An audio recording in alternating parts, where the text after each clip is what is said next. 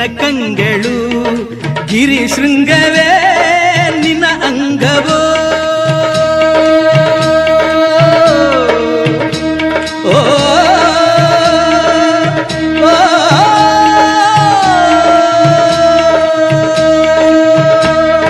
ದಿಕ್ಪಾಲಕರೇ ನಿನ್ನ ಕಾಲ್ಗಳು, ಮಿಂಚು ಸಿಡಿಲು ನಿನ್ನ ವೇಗವು, ಜೀವ ಜೀವದಲ್ಲಿ ಬೆರೆತು ಹೋದ, ಭಾವ ಭಾವದಲ್ಲಿ ಕರಗಿ ಹೋದ, ಜೀವಾಶ್ವ